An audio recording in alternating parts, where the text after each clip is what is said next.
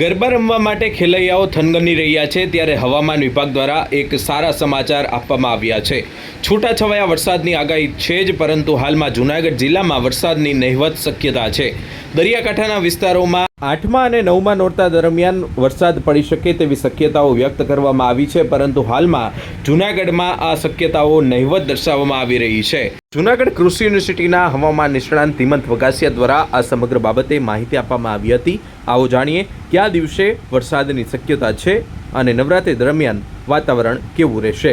હિમંત વઘાસિયા, કૃષિ હવામાન સેલ, જૂનાગઢ કૃષિ યુનિવર્સિટી, જૂનાગઢથી આપણે જોઈએ છીએ કે છેલ્લા ઘણા દિવસથી જે વરસાદી માહોલ આપણે જૂનાગઢ ખાતે જોવા મળેલો હતો।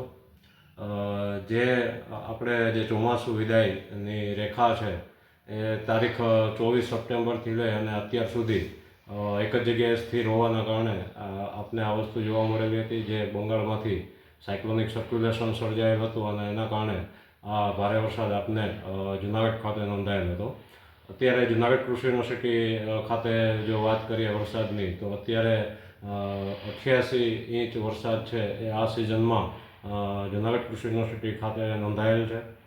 હવે આગામી દિવસોમાં વરસાદ વિશે જો વાત કરીએ તો આગામી દિવસોમાં જે વરસાદની શક્યતાઓ છે એ બહુ ઓછી જોવા મળી શકશે અને આગામી નવરાત્રિ દરમિયાન પણ જૂનાગઢ ખાતે જે વરસાદની શક્યતાઓ છે એ નહિવત જોવા મળી શકશે।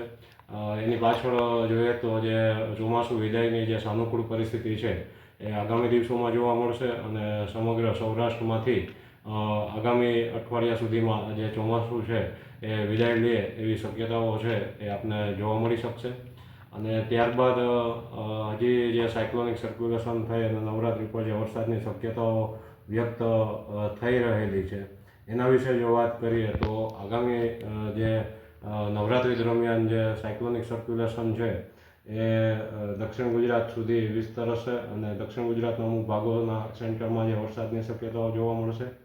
જ્યારે દરિયાકાંઠાના વિસ્તારમાં જોઈએ તો આપણે 8મ અને 9 એટલે 8મા નોરતા દરમિયાન અને 9મા નોરતા દરમિયાન જે દરિયાકાંઠાના વિસ્તાર છે, ગીર સોમનાથ છે, અમરેલી છે અને ભાવનગરના જે અમુક ભાગ હશે તો આ ભાગમાં વરસાદની શક્યતાઓ છે એ વધારે આપને જોવા મળી શકશે।